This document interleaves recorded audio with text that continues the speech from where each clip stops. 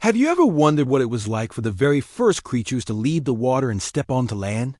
It's a moment that changed the course of life on Earth forever, a revolutionary leap that paved the way for every land animal, including us. Let's travel back in time, about 375 million years ago, to meet these pioneers. Back then, the world was a very different place. The land was largely empty, a blank canvas of rocks, soil, and simple plants like mosses. But the oceans and rivers were teeming with life.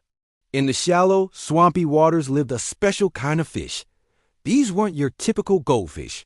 They were lobe-finned fish, and they had a secret weapon, fleshy, bone-supported fins that were much stronger and more robust than the flimsy fins of other fish. One of the most famous of these pioneers is a creature called Tiktaalik. Discovered in the Canadian Arctic, Tiktaalik is often called a fishapod because it etched the perfect missing link between fish and four-legged land animals, or tetrapods. It had gills, scales, and fins like a fish.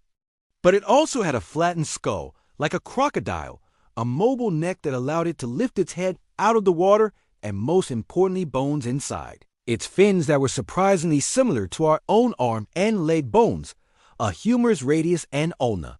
So, why did these fish start venturing out of the water?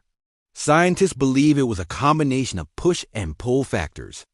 The shallow waters they lived in could be crowded, full of predators, and low in oxygen. The land, on the other hand, offered a world of opportunity. There were no predators to worry about and a whole new food source in the form of insects and other invertebrates that had already made the land their home. Imagine a Tiktaalik using its strong front fins to prop itself up in the shallows. It could lift its head, look around, and maybe even pull itself onto a mud flat to bask in the sun or snatch a passing bug. This wasn't walking as we know it, more of a fin walk or a shuffle. It was the very first step. Over millions of years, these early adventurers evolved. Their fins gradually transformed into legs. Their gills were supplemented and eventually replaced by lungs. Their bodies adapted to support their weight without the buoyancy of water.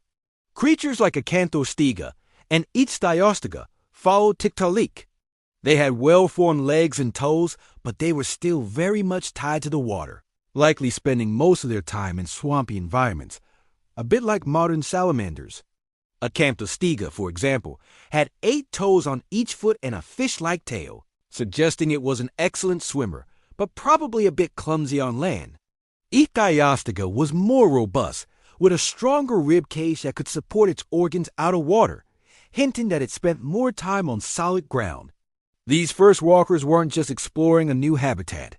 They were engineering a new way of life. They had to solve a host of problems: how to breathe air, how to move without water supporting them, how to find food, and how to avoid drying out under the sun. Each small adaptation, each successful venture onto land, was a victory that was passed down through generations.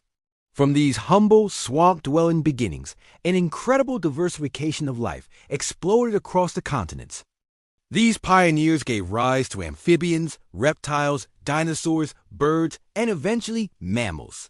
Every time you see a dog run, a bird fly, or even look at your own 2 hands, you're seeing the legacy of those first brave fish that dared to walk on land. It's a powerful reminder that sometimes the biggest changes in history start with one small, awkward step. Thanks for joining me on this journey back in time.